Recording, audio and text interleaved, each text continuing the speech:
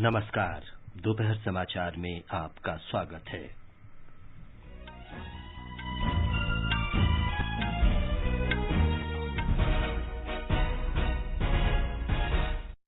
प्रधानमंत्री नरेंद्र मोदी ने त्रिपुरा में प्रधानमंत्री ग्रामीण आवास योजना के 1,47,000 से अधिक लाभार्थियों को पहली किस्त हस्तांतरित की।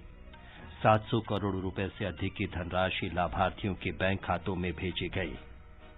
प्रधानमंत्री झारखंड के रांची में कल वर्चुअल माध्यम से बिरसा मुंडा संग्रहालय का लोकार्पण करेंगे। मध्य प्रदेश में जनजातीय दिवस महासम्मेलन को भी संबोधित करेंगे। गृह मंत्री अमित शाह आंध्र प्रदेश के तिरुपति में दक्षिणी क्षेत्रीय परिषद की बैठक की अध्यक्षता करेंगे। वाणिज्य और उद्योग मंत्री पीयूष गोयल ने नई दिल्ली के प्रगति मैदान में अंतर्राष्ट्रीय व्यापार मेले का उद्घाटन किया। देश में अब तक 1 अरब 12 करोड़ से अधिक कोविड टीके लगाए गए। केंद्र आज से 1 सप्ताह तक चलने वाले सफाई मित्र सुरक्षा चुनौती अभियान का शुभारंभ करेगा। केरल के दक्षिणी और मध्य भागों में मूसलाधार वर्षा जारी, 7 जिलों में ऑरेंज अलर्ट की चेतावनी। संयुक्त राष्ट्र जलवायु वार्ता स्कॉटलैंड के ग्लासगो में संपन्न।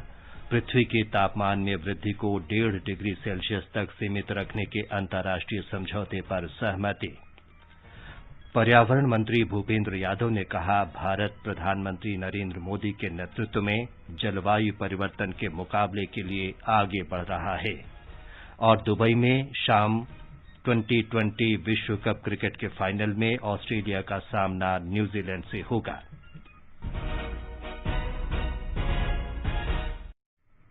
दोपहर समाचार में अतहर सईद के साथ मैं विमलेंदु पांडे। देश ने कोविड टीकाकरण अभियान के अंतर्गत 110 करोड़ से अधिक टीके लगाने का लक्ष्य हासिल कर इतिहास रच दिया है। इस महत्वपूर्ण कार्य में योगदान करने वाले चिकित्सकों, नर्सों और अन्य स्वास्थ्य कर्मियों का आकाशवाणी अभिनंदन करता है। इसके साथ ही हम आपको सतर्क भी करना चाहते हैं कि कोविड अभी समाप्त नहीं हुआ है। आप सभी से हमारी अपील है कि यथाशीघ्र दोनों टीके लगवाएं और अन्य लोगों को भी टीके लगवाने के लिए प्रेरित करें। एहतियात के तौर पर कृपया 3 आसान उपायों का पालन अवश्य करें। मास्क पहनें, 2 गज की सुरक्षित दूरी बनाए रखें और हाथ और चेहरा साफ रखें। कोविड से संबंधित किसी भी जानकारी और मार्गदर्शन के लिए राष्ट्रीय हेल्पलाइन नंबर 011-2397-8046 और 1075 पर संपर्क करें। अब समाचार विस्तार से। प्रधानमंत्री नरेंद्र मोदी ने वीडियो कॉन्फ्रेंस के माध्यम से आज त्रिपुरा के 1,47,000 से अधिक लाभार्थियों को प्रधानमंत्री ग्रामीण आवास योजना की पहली किस्त हस्तांतरित की। 700 करोड़ रुपए से अधिक की राशि लाभार्थियों के बैंक खातों में भेजी गई। श्री मोदी ने कहा कि शेष राशि भी जल्द ही लाभार्थियों को दी जाएगी। ये जो पहली किस्त आपको पहुंची है और जैसे ही आप अपना मकान बनाना शुरू करोगे, उसको आपको अगली किस्त भी मिलेगी। जैसे जैसे मकान बनता जाएगा, हमारी तरफ से पैसा भी आता जाएगा। तो अब काम है, ये पैसा इधर उधर जाना नहीं चाहिए, इसी काम के लिए पैसा खर्च होना चाहिए। श्री मोदी ने प्रधानमंत्री ग्रामीण आवास योजना के लाभार्थियों के साथ बातचीत भी की।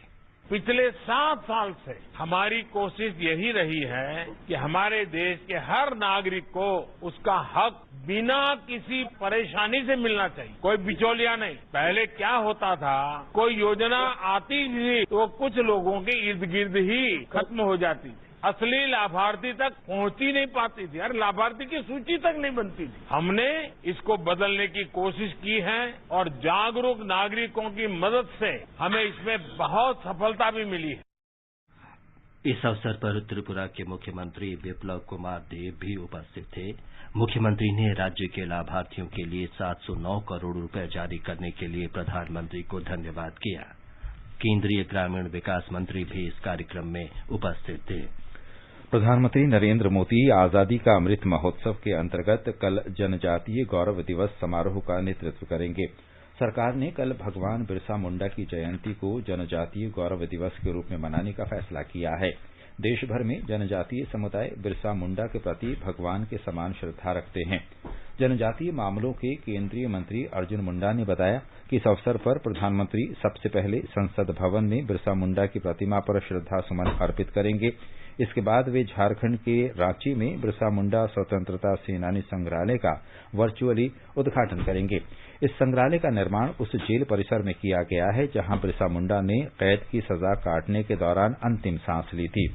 जनजातीय स्वतंत्रता सेनानी बिरसा मुंडा एक सच्चे शूरवीर थे जिन्होंने 19वीं शताब्दी के अंत में ब्रिटिश सरकार की शोषक व्यवस्था का बहादुरी से विरोध किया।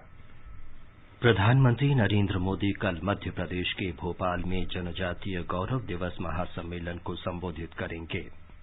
ये सम्मेलन भगवान बिरसा मुंडा की जयंती पर आयोजित किया जा रहा है।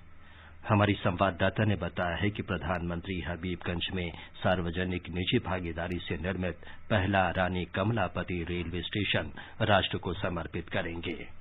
प्रधानमंत्री महासम्मेलन के दौरान राज्य में सिक्कल सेल उन्मूलन मिशन और राशन आपके द्वार योजना का भी शुभारंभ करेंगे। प्रदेश के हर आदिवासी बहुल ग्राम पंचायत में कार्यक्रम आयोजित किए जाएंगे। स्वतंत्रता संग्राम में उनके योगदान के लिए जनजाति जननायकों को भी श्रद्धांजलि दी जाएगी। राज्य की सभी जनजातियों के लोग गोंड, बैगा, भील, कोरकू, सहरिया, कोल कार्यक्रम में भाग लेंगे। कार्यक्रम में जनजातियों के पारंपरिक पहनावे, संस्कृति, जीवन मूल्यों को दर्शाया जाएगा। वहीं जनजाति समुदाय के स्वयं सहायता समूहों के उत्पादों को वोकल फॉर लोकल थीम पर प्रदर्शित भी किया जाएगा। विभिन्न जनजातियों के लगभग 2 लाख लोग कार्यक्रम में भाग लेंगे, जबकि लगभग 1 करोड़ लोग वेबकास्ट के माध्यम से कार्यक्रम में जुड़ेंगे। पूजा पीवर्धन, आकाशवाणी समाचार, भोपाल।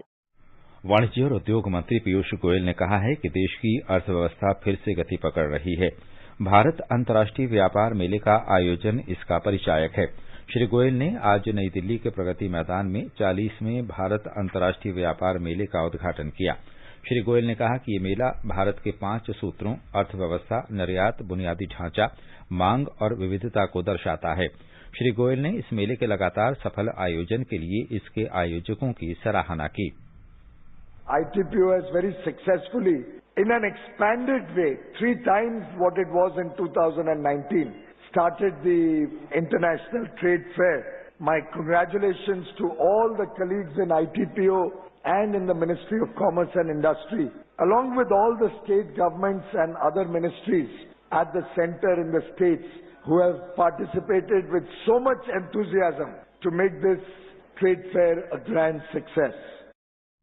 इस वर्ष मेले का विषय है आत्मनिर्भर भारत। श्री पीयूष गोयल ने कहा कि इसमें 3000 से अधिक छोटे और बड़े कारोबारी हिस्सा ले रहे हैं, जो एक रिकॉर्ड है। श्री गोयल ने बताया कि अन्य सूक्ष्म, लघु तथा मध्यम उद्यमों तथा स्टार्टअप भागीदारों को 40% की छूट दी गई है। मेला इस महीने की 27 तारीख तक चलेगा। मेले में बिहार भागीदार राज्य है, जबकि उत्तर प्रदेश और झारखंड विशेष आकर्षण वाले राज्य होंगे। मेले में 9 देश भाग ले रहे हैं, जिनमें बांग्लादेश, बहरीन, घाना, किर्गिस्तान, ट्यूनीशिया, तुर्की, श्रीलंका और संयुक्त अरब अमारात UAE शामिल हैं। एक रिपोर्ट। यह व्यापार मेला सभी कोविड नियमों का पालन करते हुए सुरक्षित वातावरण में आयोजित किया जाएगा। व्यापार मेले का पहला 5 दिन विशेष रूप से व्यावसायिक दिनों के लिए आरक्षित रखा गया है। वहीं आम लोगों के लिए यह 19 नवंबर से खुलेगा। मेले का समय सुबह 9:30 बजे से शाम 7:30 बजे तक रहेगा। व्यापार मेले में प्रवेश के लिए टिकट दिल्ली मेट्रो के 65 स्टेशनों से खरीदे जा सकते हैं। आम दिनों में छुट्टियों वाले दिन टिकट की दर बड़े लोगों के लिए 150 रूपये और बच्चों के लिए 60 रूपये होगी। वहीं सप्ताह में बाकी दिनों में प्रति व्यक्ति टिकट की दर 80 रूपये और बच्चों के लिए 40 रूपये होगी। वहीं व्यावसायिक दिनों में दोनों वर्गों के लिए टिकट की दर अधिक होगी। दिव्यांग और वरिष्ठ नागरिकों के लिए मेले में प्रवेश निःशुल्क होगा। आनंद कुमार, आकाशवाणी समाचार, दिल्ली। ये समाचार हमारी वेबसाइट newsonair.com/hindi और हमारे mobile app news on AIR पर भी उपलब्ध हैं। चलो मिलकर एक शुरुआत करें, चलो एक फैसला आज करें, मास्क नहीं तो टोकेंगे, कोरोना को रोकेंगे, चलो एक इरादा करते हैं, चलो कुछ वादा करते हैं, मास्क नहीं तो टोकेंगे, कोरोना को रोकेंगे। दोपहर समाचार में आपका फिर स्वागत है। गृह मंत्री अमित शाह आज आंध्र प्रदेश के तिरुपति में दक्षिण क्षेत्रीय परिषद की बैठक की अध्यक्षता करेंगे। इसमें दक्षिणी राज्यों और केंद्र शासित प्रदेशों से उच्च पदाधिकारी उपस्थित होंगे। आंध्र प्रदेश के मुख्यमंत्री वाईएस जगन मोहन रेड्डी इसमें स्वागत भाषण देंगे। दक्षिणी राज्यों के सम्मेलन में राज्यों के बीच सहयोग, टकराव, सीमा मुद्दों, आंतरिक सुरक्षा, बुनियादी ढांचा विकास, उद्योग, पर्यटन विकास, आर्थिक विकास और मध्यवर्ती राज्यों के बीच सहयोग जैसे 26 मुद्दों पर चर्चा की जाएगी। उपराष्ट्रपति एम वेंकैया नायडू और श्री अमित शाह नेल्लोर में विद्यालयम गए और कौशल विकास केंद्र का दौरा किया। उपराष्ट्रपति एम वेंकैया नायडू ने युवाओं से अपना कौशल बढ़ाने और मजबूत राष्ट्र के निर्माण में भागीदार बनने का आह्वान किया। श्री शाह ने श्री पोट्टी श्रीरामुलु में वेंकटचलम का दौरा किया। दिल्ली सरकार ने वायु प्रदूषण को देखते हुए सभी स्कूल एक सप्ताह के लिए बंद करने की घोषणा की है। मुख्यमंत्री अरविंद केजरीवाल ने कहा है कि बच्चों को जहरीली हवा में सांस लेने से बचाना सर्वोपरि है। इस दौरान ऑनलाइन कक्षाएं जारी रहेंगी। उन्होंने कहा कि एक सप्ताह तक दिल्ली सरकार के कार्यालय भी बंद रहेंगे। सभी कर्मचारियों को घर से ही काम करना होगा। उन्होंने बताया कि 14 से 17 नवंबर तक निर्माण कार्यों पर भी रोक लगा दी गई है, क्योंकि मौसम पूर्वानुमानों के अनुसार इस अवधि में प्रदूषण बहुत घातक होने की आशंका है। श्री केजरीवाल ने यह भी कहा कि दिल्ली सरकार स्थिति को देखते हुए राजधानी में लॉकडाउन लगाने के प्रस्ताव का मसौदा तैयार कर रही है, जिसे सभी पक्षों से विचार विमर्श के बाद न्यायालय के सामने रखा जाएगा। आगे बढ़ने से पहले मुख्य समाचारों पर एक नजर। प्रधानमंत्री नरेंद्र मोदी ने त्रिपुरा में प्रधानमंत्री ग्रामीण आवास योजना के 1,47,000 से अधिक लाभार्थियों को पहली किस्त हस्तांतरित की। 700 करोड़ रुपए से अधिक की राशि लाभार्थियों के बैंक खातों में सीधे हस्तांतरित की गई। प्रधानमंत्री झारखंड के रांची में कल वर्चुअल माध्यम से बिरसा मुंडा संग्रहालय का लोकार्पण करेंगे। मध्य प्रदेश में जनजातीय दिवस महासम्मेलन को भी संबोधित करेंगे। गृहमंत्री अमित शाह आंध्र प्रदेश के तिरुपति में दक्षिणी क्षेत्रीय परिषद की बैठक की अध्यक्षता करेंगे। वाणिज्य और उद्योग मंत्री पीयूष गोयल ने नई दिल्ली के प्रगति मैदान में अंतर्राष्ट्रीय व्यापार मेले का उद्घाटन किया। देश में अब तक 1 अरब 12 करोड़ से अधिक कोविड टीके लगाए गए। केंद्र आज से एक सप्ताह तक चलने वाले सफाई मित्र सुरक्षा चुनौती अभियान का शुभारंभ करेगा। केरल के दक्षिणी और मध्य भागों में मूसलाधार वर्षा जारी, 7 जिलों में ऑरेंज अलर्ट की चेतावनी। संयुक्त राष्ट्र जलवायु वार्ता स्कॉटलैंड के ग्लासगो में संपन्न। पृथ्वी के तापमान में वृद्धि को 1.5 डिग्री सेल्सियस तक सीमित रखने के अंतर्राष्ट्रीय समझौते पर सहमति। पर्यावरण मंत्री भूपेंद्र यादव ने कहा, भारत प्रधानमंत्री नरेंद्र मोदी के नेतृत्व में जलवायु परिवर्तन से मुकाबले के लिए आगे बढ़ रहा है। और दुबई में आज शाम 2020 विश्व कप क्रिकेट के फाइनल में ऑस्ट्रेलिया का सामना न्यूजीलैंड से। राष्ट्रीय कोविड टीकाकरण अभियान के अंतर्गत अब तक 112 करोड़ से अधिक कोविड रोधी टीके लगाए जा चुके हैं। पिछले 24 घंटों में 57,43,000 से अधिक लोगों का टीकाकरण किया गया। इस बीच कल कोविड के 11,000 से अधिक नए रोगियों की पुष्टि हुई और 11,000 से अधिक रोगी स्वस्थ भी हुए। देश में स्वस्थ होने की दर 98.26% है। आवास और शहरी कार्य मंत्रालय विश्व शौचालय दिवस आयोजन के अंतर्गत सफाई मित्र सुरक्षा चुनौती पर आज से एक सप्ताह का जागरूकता अभियान शुरू करेगा। देशव्यापी अभियान में 246 शहर हिस्सा ले रहे हैं। इसके अंतर्गत शहरों में नालों और सेप्टिक टैंक की सफाई में मशीनों के उपयोग को प्रोत्साहित करना है, ताकि जोखिम वाले इस काम के दौरान सफाई कर्मचारियों की मौत और दुर्घटनाएं रोकी जा सकें। सफाई मित्र सुरक्षा चुनौती के तहत सुरक्षित सफाई के लिए 345 शहरों में कॉल सेंटर बनाए गए हैं। इसका हेल्पलाइन नंबर है 14420। इस नंबर पर जोखिमपूर्ण सफाई की शिकायत भी दर्ज कराई जा सकती है। 19 नवंबर को विश्व शौचालय दिवस मनाया जाता है। प्रधानमंत्री नरेंद्र मोदी ने आज पंजाब के भाजपा नेताओं के एक प्रतिनिधिमंडल से मुलाकात की। इस बैठक में पार्टी प्रदेश अध्यक्ष अश्विनी कुमार शर्मा, राष्ट्रीय महासचिव तरुण चुग और राष्ट्रीय कार्यकारिणी सदस्य हरजीत सिंह ग्रेवाल शामिल थे।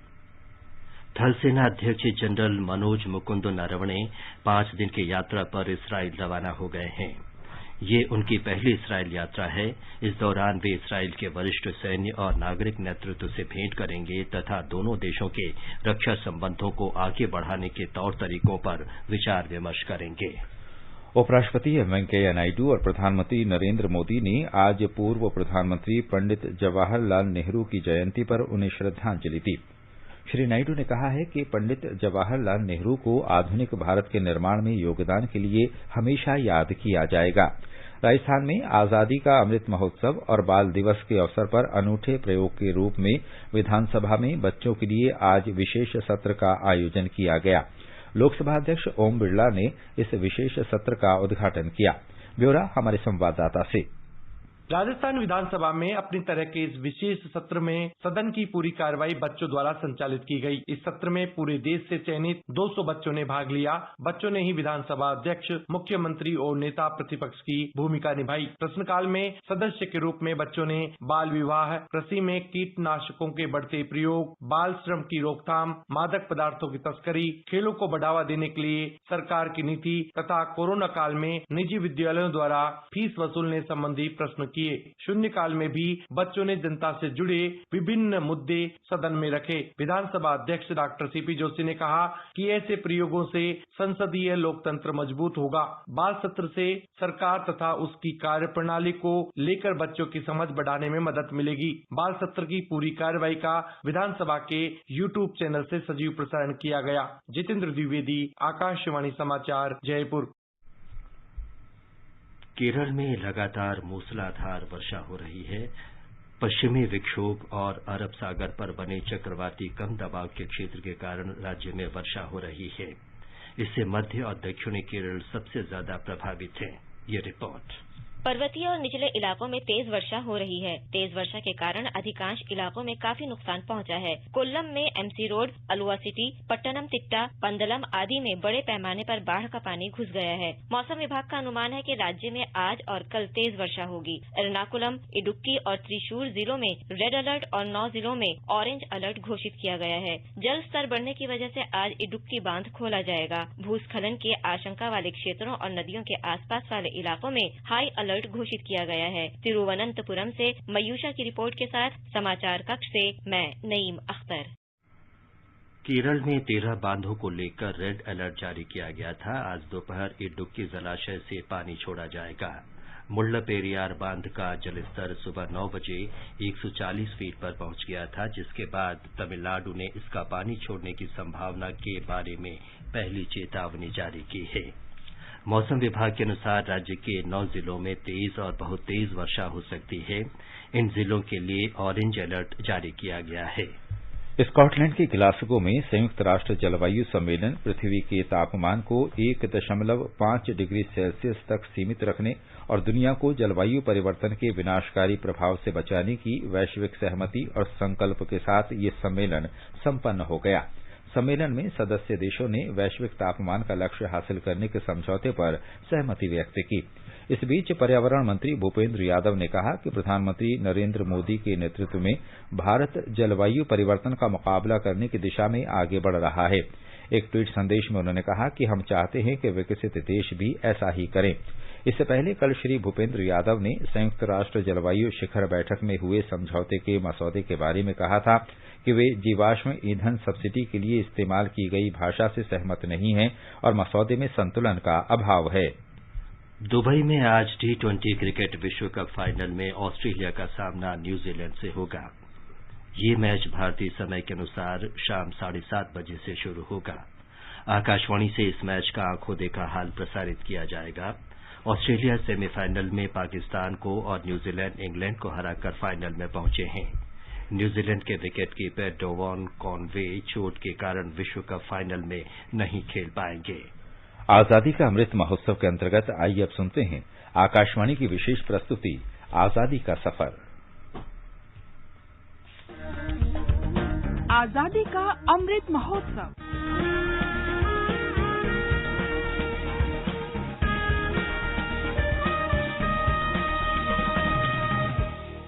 आजादी का सफर आकाशवाणी के संग भारत का शानदार स्वाधीनता संघर्ष आधुनिक विश्व के महानतम संघर्षों में से एक है। आकाशवाणी आपके लिए रोजाना ला रही है इस शानदार संघर्ष की झलक।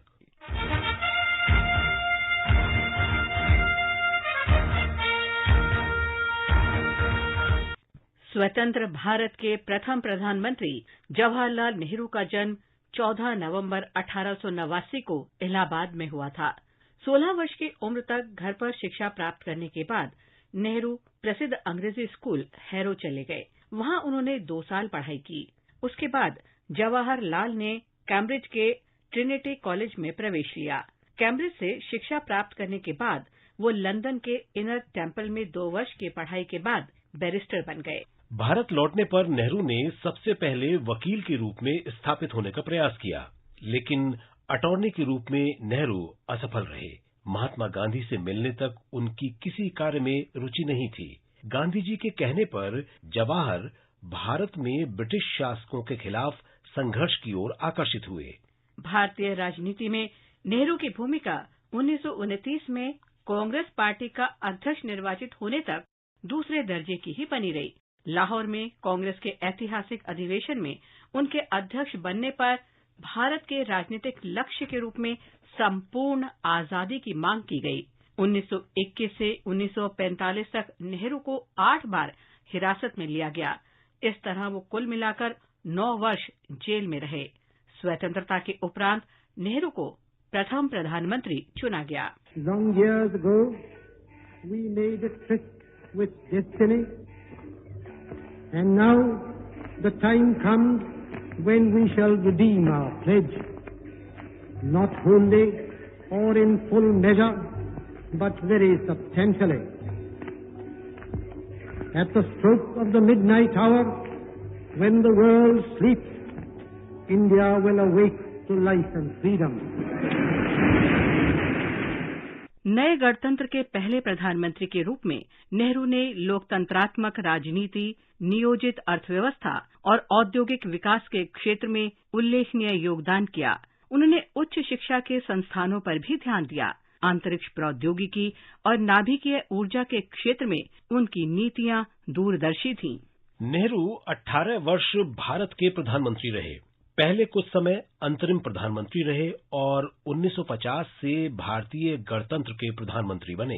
नेहरू ने भारत में संसदीय सरकार की स्थापना की और विदेशी राजनीति में निष्पक्ष और गुटनिरपेक्ष नेता के रूप में पहचान बनाई। वे 1930 और 1940 के दशक में भारत के स्वाधीनता आंदोलन के प्रमुख नेताओं में शामिल थे। 27 मई 1964 को नेहरू का निधन हो गया। लेखक के रूप में उन्होंने खूब प्रशंसा बटोरी। जेल में नेहरू ने letters from a father to his daughter, an autobiography और द डिस्कवरी ऑफ इंडिया लिखे।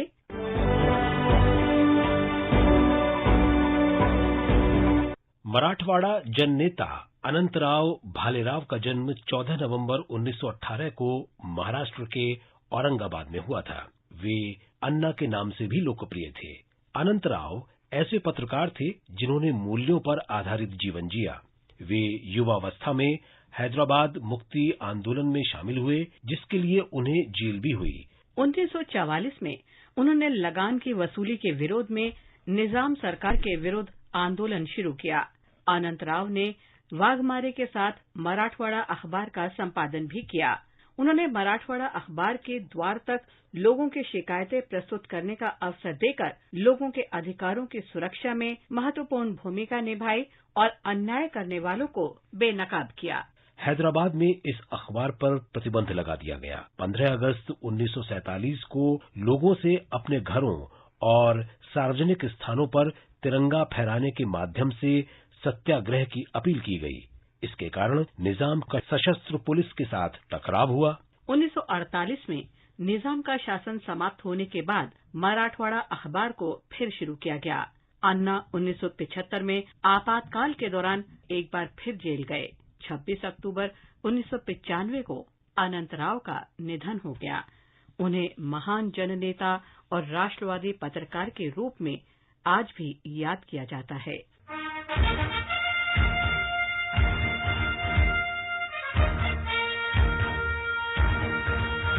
14 नवंबर पीलू मोदी की जयंती भी है। पीलू मोदी वास्तुविद, राजनेता और स्वतंत्र पार्टी के संस्थापक सदस्य थे। पीलू मोदी की शिक्षा देहरादून के दून स्कूल में हुई थी। उच्च शिक्षा बर्कले की कैलिफोर्निया यूनिवर्सिटी से प्राप्त की, जहां से उन्होंने वास्तुकला में स्नातक और स्नातकोत्तर उपाधि ली। राजनीतिक जीवन में पीलू मोदी उदारवाद और स्वतंत्रता के पक्षधर थे। 1967 के आम चुनाव में उन्हें गुजरात की गोधरा सीट से लोकसभा के लिए चुना गया। 1971 में वे फिर से लोकसभा चुनाव जीते और मार्च 1977 तक लोकसभा सदस्य रहे। 1975 में भारत में आपातकाल के समय पीलू मोदी को गिरफ्तार कर लिया गया। 10 अप्रैल 1978 को पीलू मोदी राज्यसभा सदस्य बन गए और 1983 में मृत्यु तक राज्यसभा की सेवा की।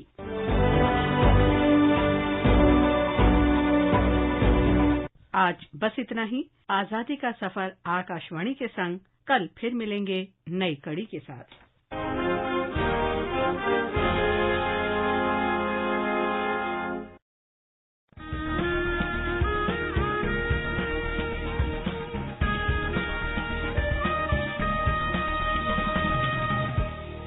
आजादी के आंदोलन के खजाने में ऐसे ढेरों शब्द जिन्होंने बदल दिए इतिहास। तारीख बदलने वाले लफ्जों पर आकाशवाणी समाचार ला रहा है विशेष कार्यक्रम धरोहर, हर सोमवार।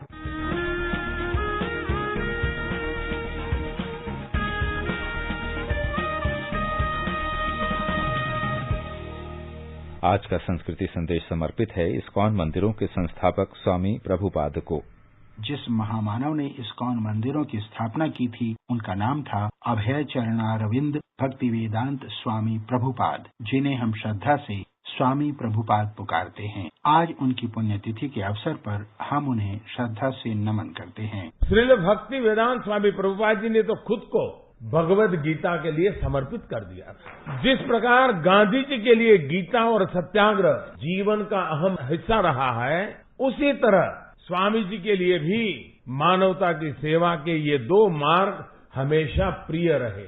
इनका जन्म 1 सितंबर 1896 को हुआ था। 1922 में कलकत्ता में अपने गुरुदेव श्री भक्ति सिद्धांत सरस्वती ठाकुर से मिलने के बाद इन्होंने श्रीमद् भगवद गीता पर एक टीका लिखी और 1944 में बिना किसी की सहायता के एक अंग्रेजी पत्रिका आरंभ की।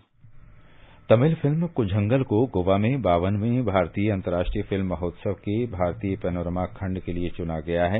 ये फिल्म ऑस्कर अकादमी पुरस्कार के लिए भारत की आधिकारिक प्रविष्टि है।